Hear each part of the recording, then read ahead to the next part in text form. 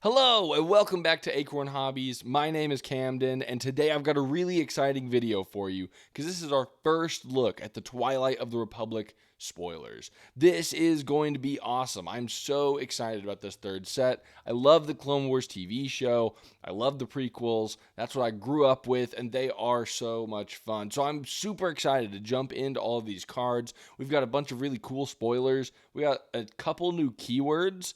And we will be talking about what each of those mean today. There are spoilers from the con exclusives, which we will not be covering today. We'll be covering those when they are officially spoiled. But as of right now, these cards are what we've got. We've got 12 new cards, and I'm so stoked about them. So without further ado, let's go ahead and jump right in. Our first card is Ahsoka Tano Snips. She is an aggression heroism leader who has the ability text Coordinate. Action, exhaust this unit, attack with a unit. It gets +1/+0 for this attack. Now, coordinate is a totally new keyword, and what coordinate means is when you have 3 or more units, you get that ability.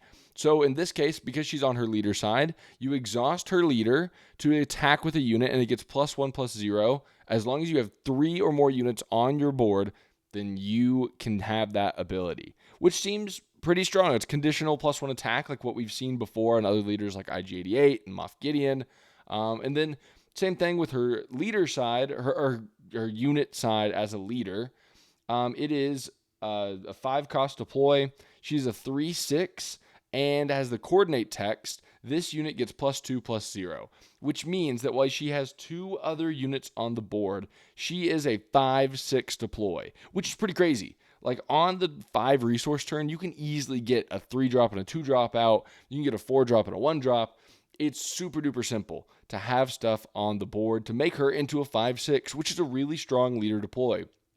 She also has the Force, Jedi, and Republic tags, all of which I feel like will be influential. The Force tag we've already seen. I mean, she's in the color of Force Throw, which that alone feels like it is worth running.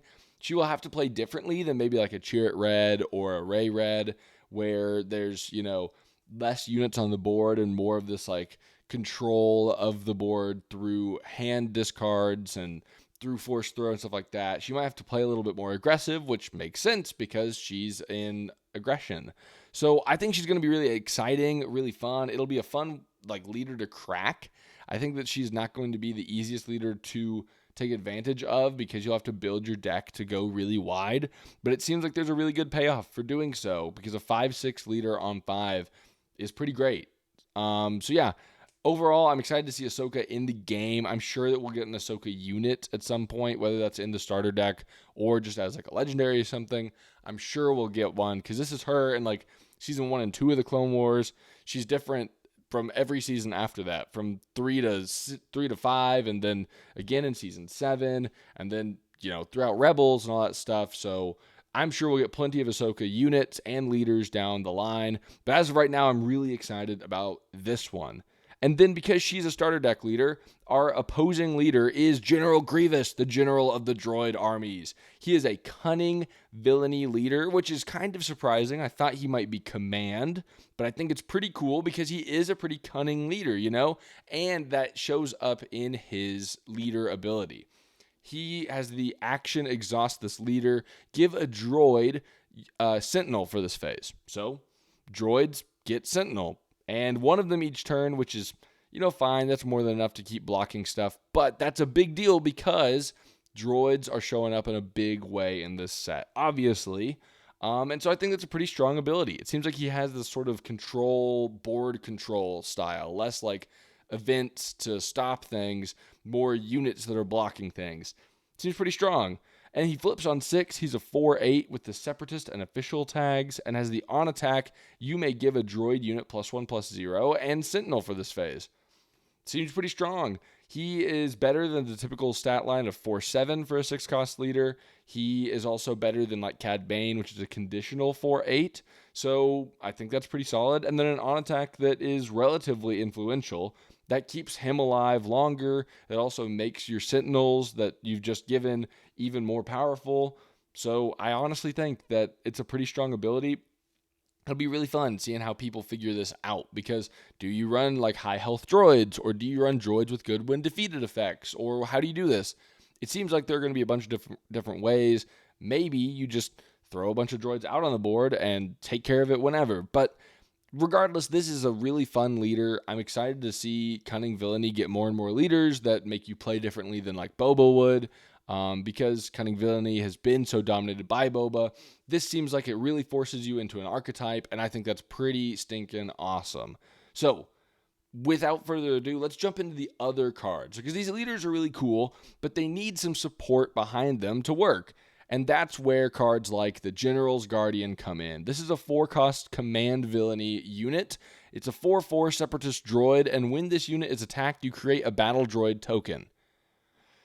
A battle droid token? What the heck's that? Well, that's a new thing for this set. Not shield, not experience. This is a totally new thing. It's a battle droid. It is a 0-cost token unit. It's on the ground. It's a 1/1, and it's a separatist droid trooper. Those are 3 strong tags. We've already seen a little bit of droid synergy, not just through, General Grievous, but we're seeing more and more droids be mentioned. We also got Separatist, which I'm sure will be some sort of influential tag, and Trooper, which we've already seen a lot of support for. So this is a strong token to be able to create. So back to the General's Guardian. Whenever he's attacked, you create a battle droid token. This feels like a good droid to give Sentinel, because he's a 4/4, and he has a benefit when he's attacked. This seems pretty good in a green-blue deck where you run Electro Staff. Crazy how that works, right? Where the weapon that those guys use that, actually is really good with them. It's fun when they have those little flavor wins, but it seems like this guy is going to be pretty good. I think that he's probably a staple if you're running green in General Grievous until we maybe see more droids, because it seems like he's one of the bigger targets that you'd want to give Sentinel because he's got that additional ability. And creating tons of tokens feels like it just keeps letting Grievous's ability work more and more. So, I totally think that this guy will see some sort of play. He's a fun little starter card.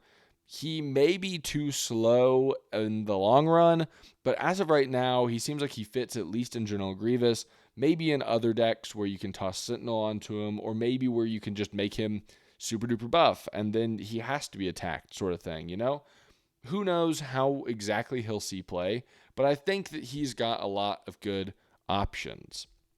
Up next, you got Captain Rex. He is a 6-cost command heroism unit. He's got the subtitle Lead by Example. He's a 4/4 Republic clone trooper, and when played, create 2 clone trooper tokens. What's a clone trooper token? Well, that is a 0-cost heroic 2/2 Republic clone trooper token unit. Yeah, it's like every clone trooper is worth 2 battle droids. That's pretty neat. They are awesome little units, and that makes Rex seem pretty strong. This guy is like a conditional 6-cost 8/8 because he's making 4/4 worth of stats, and then he also has 4/4 worth of stats himself. Now, granted, it is spread out among 3 units, and if you've ever played a game like Hearthstone or something like that, you need a reason to want those units, because this guy seems a lot like a doppelgangster, where he's got, a lot of units that flood the board, but you'd rather have like a 6-cost 8/8 most of the time. Now, that's not always the case. And as we've seen in the Ahsoka card already, you're going to want units on your board with Coordinate. So I totally think that Rex will see some play. I also think it makes bombing run stocks jump right on up, because that card can wipe both of those units, both of the little tokens. So yeah, Rex is pretty neat. I'm glad we're getting him as a starter card. Like, I could totally have seen him being a rare or even a legendary. So I'm glad we're getting him as a starter card. He's an iconic character. We're going to see play, or he's going to see play in all sorts of different decks. I'm near sure of it. We've also got Anakin Skywalker. He's a Maverick Mentor. He's a 5-cost aggression, heroism, 6/6 with the Force, Jedi, and Republic tags, and he has Coordinate on attack, draw a card. That's pretty neat. It means that as long as there are 2 other units on the board, then he has an on-attack draw card, which is really strong. 6/6 feels like a premium stat line for 5, but it's becoming more and more common. So maybe this is going to be the standard, top-end stat line for a 5-cost unit. He's also a 5-cost 6/6 with blank text at times. So time will tell as to whether or not this is an ability that's worth having in your deck. Is it worth running the risk of having an empty, text box when you don't have a board? Maybe it is. Maybe a 5-cost 6/6 is worth it, but maybe not. The Force and Jedi tags feel like they're going to be influential. Same thing with Republic. I just hope that this is not too slow. Poe was a unique exception because his on attack was always on as long as you had cards in your hand. So that meant that he could do a bunch of things. This is card advantage, which is nice. He, funny enough, kind of works with Poe. But time will tell as to whether or not this is actually a good ability. It being conditional seems like that could be difficult. But regardless, the art is awesome. Like, that is so cool. That iconic battle on Geonosis, the second one, so cool. I am stoked to at least run Anakin because he's going to look awesome on the table. We've also got the Coruscant Guard. He's a 2-cost command unit. He's a Republic clone trooper and a 3/2. He has Coordinate Ambush. I don't know if I like this guy. He's the best stats for a cheap ambush unit that we've seen. Right now, Cloud Rider's the best at a 3/1 for 2, and then technically you get to 4/4s for 4. But I don't really love it. It feels like it's more of a win more thing where you have a bunch of units on the board. The only way that I think this is good, and it is in the right color, is through U-Wing reinforcements, where you drop, a couple of units on the board. I think maybe that's where this shows up, but I don't really know if this is all that. I also think that it may need a little bit of clarification. Even though the coordinate keyword says gain this keyword while you control 3 or more units, including this one, does that mean that it's as soon as it hits play before you've triggered the win play of ambush? That's what I would assume, but who knows? Maybe it's got some sort of weird interaction where coordinate works in every other way except for ambush, but that feels counterintuitive because they've just printed coordinate ambush on a card. Who knows? Either way, this isn't an early game play. It's a turn 4 at the earliest, maybe. So I don't know if I really love this guy. He's okay, but he's not my favorite thing in the world. But maybe the Republic and clone tags are worth it. Maybe that's more than enough reason to run him. I don't know. Time will tell. But as of right now, I'm not super high on him. This guy, though, the Separatist Commando, he's a 2-cost cunning villainy unit. He's a 2/3 Separatist droid trooper, and while you control another Separatist unit, this unit gains raid 2. Now that's pretty good. You're going to have a lot of droids on the board. That makes this guy basically a conditional 4/3. And as we've seen with Seasoned Shore Trooper, that's pretty good. That is worth running. So I think that Separatist Commando will see some play.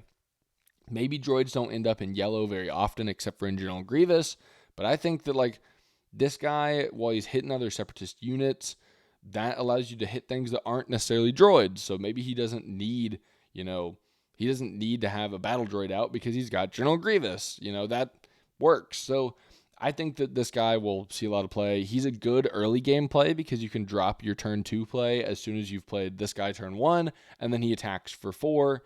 That's pretty great. He is a 2/3 though, which means that he's not the best stat line for early game. You do tend to prefer 3/3s and then maybe 3/2s. But because he has raid 2, it kind of offsets that. It just depends on how your early curve looks. So it seems like in a droid deck, this guy is going to be there.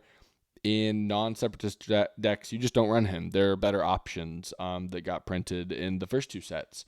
Maybe we'll see more good options and your early game will just be abundant.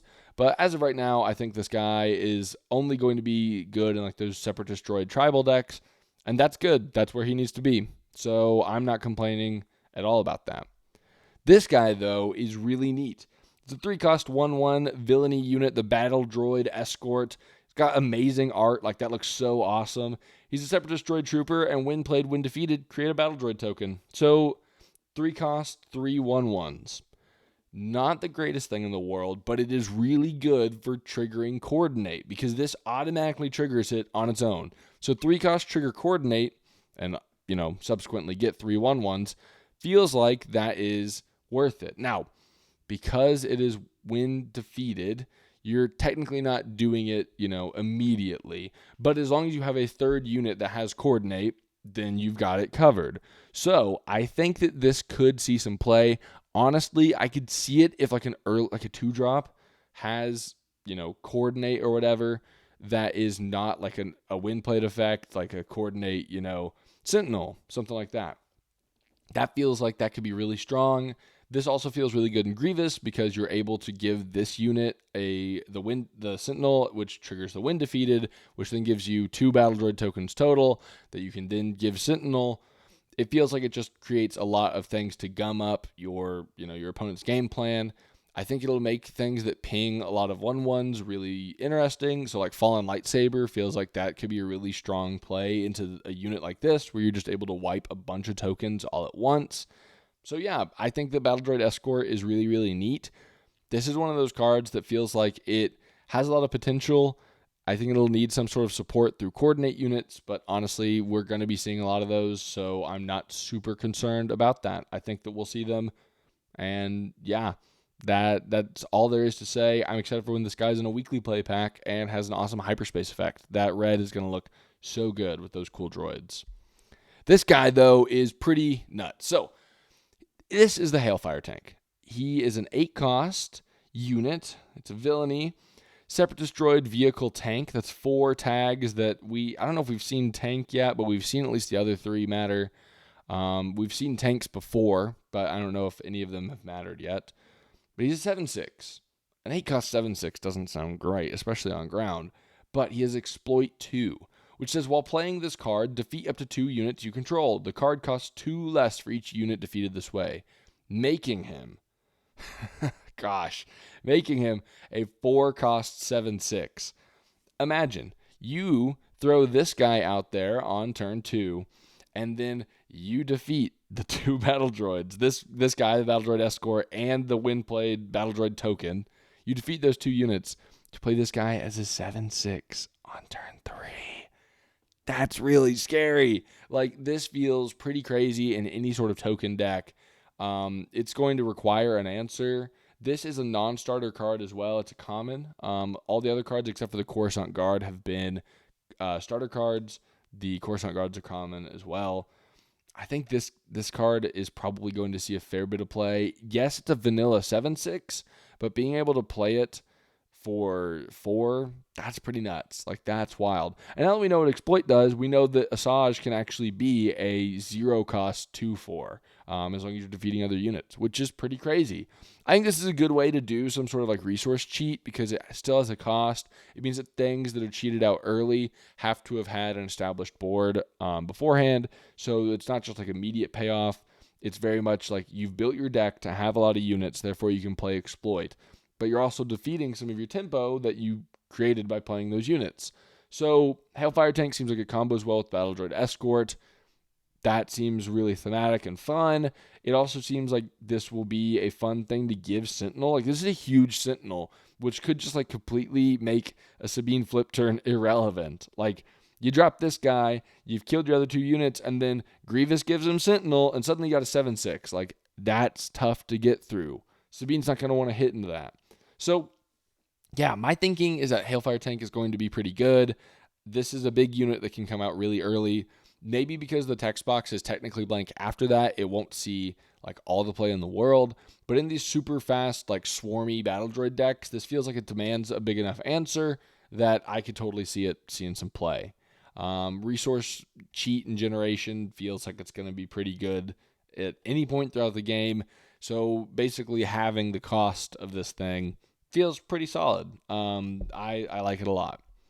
This guy, though, I don't know if I like as much. This is a 1-cost heroism unit, the 332nd Stalwart. He is a 1/2 Republic clone trooper with coordinate. This unit gets +1/+1. I don't know if I love this guy. Maybe he's good in like this little baby deck. Maybe he's good in Rey, where you're able to make him into a 2/3 right from the start, and then he becomes a 3/4 as soon as you've played out other baby units from your hand. I don't know. Cool art. It's going to be awesome in hyperspace. Like, I think the Ahsoka clones are really cool. I don't know if I love them. Like, I don't know if I love this card too much, though. It's a nice thing to pull from U-Wing but there are probably going to be better things to pull from Ewing. Like, I would rather have Maz, which becomes a 3-3, than this guy, which becomes a 2-3. And Maz can keep growing, and this guy can't. So, like, I mean, I guess that, this guy is neutral hero, but, like, if I'm talking about Ewing reinforcements, Maz is in that color anyways. So, I don't love this guy. Maybe he sees some play because, he's a neat looking unit. Maybe he sees some play because turns out coordinate is a lot easier to trigger than we think, and having a 2-3 is just good to play for one. Like, that's solid. A 1-cost 2-3 is good. A 1-cost conditional 2-3 is less good. So I don't know if this guy's going to see tons and tons of play, but I hope that he does because he's got cool art. So yeah, maybe he's perfect in the Ahsoka deck because these are like her clones. Who knows? But as of right now, that is all that I've got for you all today. But let's wrap this thing up with some fun little predictions. Yeah, I think that it is going to be a blast seeing what all comes out as a leader. What we got spoiled today is that Maul and Obi-Wan, the Obi-Wan in this art is like an episode 2 Obi-Wan with the longer hair, and Maul is like in the throne room on Mandalore. So I think that those are the eras that we're getting for them. Maybe the art prompt is just weird, but we got different key art as well on a playmat. We have a Maul that looks like it's the same leader because it's the same sort of like, art. I think that's probably the showcase art on the playmat. And then we got a Yoda, which I think is probably a pretty good bet for a leader. I think that if we're taking bets as to who all is going to show up, I think we're going to see Obi-Wan Kenobi as a as a vigilance heroism leader. I think that makes a lot of sense. He feels like he is the leader to fit into that. He's kind of the good guy Jedi. I think that Captain Rex will be the command hero or one of the command hero leaders. And I think that he'll be just a really solid like clone trooper deck. If it's not him, it's probably Commander Cody. We'll probably get one of those two as a leader that will work really well with clones. I think that Anakin could go one of two ways. We saw unit Anakin in the starter deck as an aggression heroism leader or as aggression heroism unit. I could see him being those same colors as a leader. I could also see him being like a yellow hero. If they're going this way of like Grievous is cunning because of his like tactics and the way that he fights on the battlefield, I could totally see that. But at the same time, I think it's probably more likely that he ends up being aggression. He feels like he's an aggressive leader, but I could see it either way. I bet you we're going to get a Padme leader. I think that she'll probably either be vigilance or command. It seems like she is probably not going to be aggression. Like I could safely say she's not going to be aggression, but she might be maybe cunning, maybe because she's pretty crafty. But yeah, I think she'll be a good leader. I don't know if we'll actually see a Yoda leader. I think he might just be a unit, to which case I think he's probably going to be in blue again. If he's not a unit, then he's probably going to be a blue leader. I could totally see, Obi-Wan and Yoda being the two blue hero leaders. If they want to go a different route and have like, non-force leaders for all that stuff, I can totally see that as well. I imagine we're going to get Mace Windu as a leader, maybe. He feels like he's a pretty solid bet. I think the Dooku will near certainly be a leader. We're probably going to get Dooku. We're certainly going to get Maul. I think that there's a pretty high chance that Asajj will be a leader as well. She feels like a natural, inclusion for that. I could totally see a Savage unit as well, something that works with Asajj and Maul and Dooku, something that kind of fits into all three of their little archetypes. Yeah, it seems like we're also, because we're getting Maul, like Darth Maul unit, I could totally see Darth Maul unit having more like episode 1 focused cards as well. So maybe we get like a Darth Sidious. Maybe we get some sort of Emperor Palpatine. Like I would love a Palpatine leader that has some sort of like playing both sides of the battlefield sort of thing. Almost like a Lom Pike effect where it's like, I'm going to give you a little something, but it ultimately benefits me more. I could see him being one of those leaders that has a different subtitle, and there's a Darth Sidious on the villainy side and a Chancellor Palpatine on the heroism side, and they like the same subtitle. I could see something like that. He just seems like a fun thing to play with. I bet you we're going to get a bunch of really fun Jedi cards. Like, I expected a lot of the Force trait this set. I think we're going to see fun Jedi like Kit Fisto and Aayla Secura and, Ki-Adi-Mundi. I think we're going to see all sorts of those guys. That feels really, really natural. I also think that we're going to see some really fun, like Wat Tambor. Wat Tambor feels like a command villain sort of leader. Newt Gunray feels like a vigilance or command villain leader. I think we could totally see some more bounty hunters in this set. There's some really fun ones, like we saw Aura Singh on the card on the key art. I think she could totally be a leader. If she's not a leader, then maybe she's a unit. Like, I think there are a lot of really fun options here. I'm really excited to see where they're going to go. And as spoiler season starts here in like probably about a month or so, maybe a little bit more than a month, I think that we're just going to get a bunch of really fun cards. But until then, I want to hear which cards you're most excited for. We are ending our giveaway today. This is the very last video. So you can comment below your favorite card in the game. And I will be choosing someone later today, which is August 1st. I'll be choosing someone later today to send out a complete common and uncommon set of Shadows of the Galaxy. So if you have commented on one of my videos, your favorite card, you are eligible to win. And I'm excited to pass that out. I want to keep growing the player base. This is one of my favorite games that has ever come out. Like, I think it's so fun. And for a TCG to be this well balanced in the early stages, that's just so incredible. So I'm really, really stoked. So comment below. It also is a huge help when you like and subscribe. Share this video, especially with these spoilers coming out. I love doing spoiler talk. So feel free to share this, let everyone know all about it. I am just excited to keep doing this whole channel. It's been a lot of fun so far, and I've loved just getting to chat with you all in the comments and all the support that I've heard. It's been so much fun. But until then, I will catch you all in the next video. So bye.